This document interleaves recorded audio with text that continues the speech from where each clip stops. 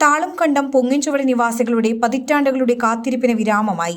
കുട്ടമ്പുഴ പഞ്ചായത്തിലെ താളുംകണ്ടം ആദിവാസി നഗറിനെയും വേങ്ങൂർ പഞ്ചായത്തിലെ പൊങ്ങിൻചുവട് ആദിവാസി നഗറിനെയും ബന്ധപ്പെടുത്തി KSRTC ബസ് സർവീസ് ആരംഭിച്ചു.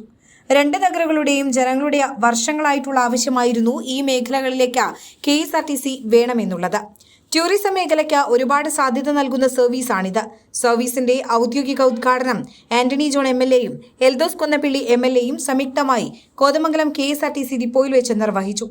പൊങ്ങിൻചുവട്ടിൽ നിന്ന് രാവിലെ 6 മണിക്ക് കോതമംഗലം, പെരുമ്പാവൂർ, ചെമ്പറക്കി, പൂക്കാട്ടുപടി, കാക്കനാട് വഴി എറണാകുളത്തേക്കും 10:50 തിരിച്ച് ആലുവ, പെരുമ്പാവൂർ വഴി കോതമംഗലത്തേക്കും, കോതമംഗലത്ത് നിന്ന് വൈകിട്ട് 5:10 ചക്കിമേട്, വടാട്ടുപാറ, ഇടമലയാർ, താളുംകണ്ടം, പൊങ്ങിൻചുവട്ടിലേക്കുമാണ് സർവീസ് നടത്തുന്നത്.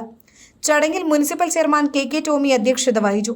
Koovappady block panchayat president NM Saleem, Kuttampuzha grama panchayat president കാന്തി വെള്ളക്കയൻ, വേങ്ങൂർ ഗ്രാമപഞ്ചായത്ത് പ്രസിഡന്റ് ശില്പ സുധീഷ്, ജില്ലാ പഞ്ചായത്ത് അംഗം KK Dani, municipal standing committee chairman KA Naushad, ആരോഗ്യ standing committee chairman KV Thomas, വിവിധ പഞ്ചായത്ത് പ്രസിഡന്റുമാർ, ഉദ്യോഗസ്ഥർ തുടങ്ങിയവർ സന്നിഹിതരായിരുന്നു.